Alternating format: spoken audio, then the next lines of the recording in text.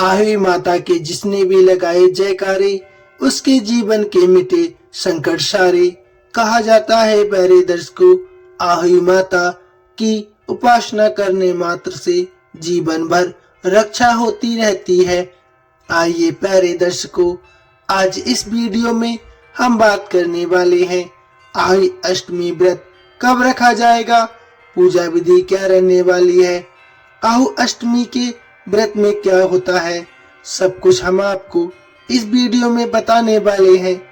तो एक एक करके आप ध्यान से सुनिए और वीडियो को बिल्कुल स्किप मत कीजिए।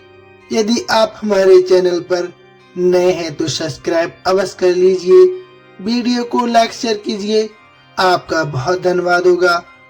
कामना पूर्ति के लिए आप कमेंट में अवश्य लिखिए आहो माता की जय। आइए प्यारे दर्शकों शुरू करते हैं। आही अष्टमी व्रत भारतीय हिंदू महिलाओं के लिए प्रमुख व्रतों में से एक है। ये कार्तिक महीने की अष्टमी तिथि को पड़ता है। इस दिन माताएं अपने बच्चों की जीवन भर रक्षा की कामना करते हुए माता आही की पूजन अर्चना करती हैं। पंचांग के अनुसार इस साल 13 अक्टूबर को अष्टमी पड़ रही है। बहुत सी महिलाएं इस बार ये व्रत कर रही होंगी। आप क्या इस व्रत को कर रही हैं? प्लीज हमें बताइए। ऐसे में उनके लिए ये तिथि और भी महत्वपूर्ण रहेगी। इस दिन महिलाएं अपनी संतान की दीर्घायु के लिए निर्जला व्रत रखती हैं। माना जाता है कि आही माता की पूजा के प्रभाव से संतान सुख और उसके उज्जवल भविष्य का आशीर्वाद प्राप्त किया जा सकता है। तारों के दर्शन के बिना ये पूजा अपूर्ण मानी जाती है। क्यों, आइए जानते हैं। ये तो सभी जानते हैं कि हिंदू धर्म में ज्यादातर त्योहारों में चंद्रमा की पूजा की जाती है, वहीं तारों का भी महत्व कम नहीं होता। आही अष्टमी की पूजा में तारों के दर्शन के बिना ये पूजा अपूर्ण मानी जाती है।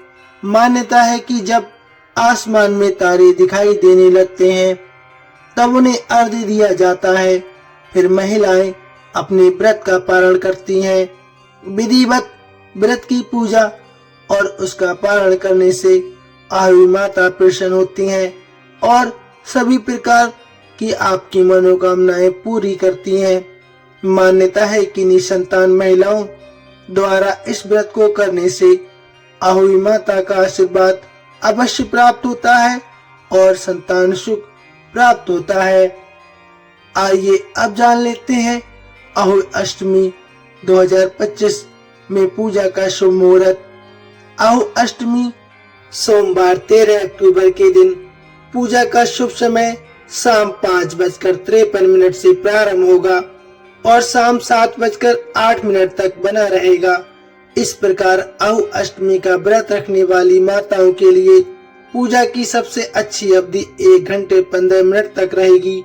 वहीं तारों की बात करें तो इनको अर्घ्य देने का समय शाम 6:17 तक है। इस दिन चंद्रोदय का समय रात 11:40 पर है। आइए अब जान लेते हैं पूजा विधि। आही अष्टमी के दिन सुबह ही स्नान करके साफ सुथरे कपड़े पहन लें। अब घर में गंगा जल छिड़कें और दीवार पर कुमकुम से आही माता की तस्वीर बनाएं। शाम के समय पूजा के समय आही माता के सामने घी का दीपक जलाएं। पूजा की थाली में फूल, फल और मिठाई रख लें। इस दौरान आप दान की चीजें और पूजन की सामग्री आप रख लें। अब माता से अपने बच्चों की लंबी उम्र और अच्छी सेहत का वरदान मांगे। फिर घर में बने पकवानों का भोग माता को अर्पित करें। इसके बाद शाम को तारे निकलने के बाद उन्हें अर्घ्य दें। इसके बाद अपने घर के बुजुर्गों के पैर छूकर उनका आशीर्वाद लें और फिर भोग में रखे प्रसाद को खाकर अपना व्रत खोलें। एक जरूरी बात, आप माता से अपनी इच्छा पूर्ति के लिए कामना अवश्य करें। आप माता से प्रार्थना करें, हे माता, भूले या अनजाने से हमसे जो गलती हो गई हो कृपया उसे क्षमा कर दें। हमारे संतान पर अपना आशीर्वाद बनाए रखें। हमारी बस इतनी सी कामना है। आहू अष्टमी पर स्नान कहाँ किया जाता है, आइए हम आपको बताते हैं। आहू अष्टमी के दिन मथुरा के राधा कुंड में लोग स्नान करते हैं। जो लोग संतान की कामना करते हैं उनके लिए आहू अष्टमी पर राधा कुंड में डुबकी लगाना बहुत शुभ माना जाता है।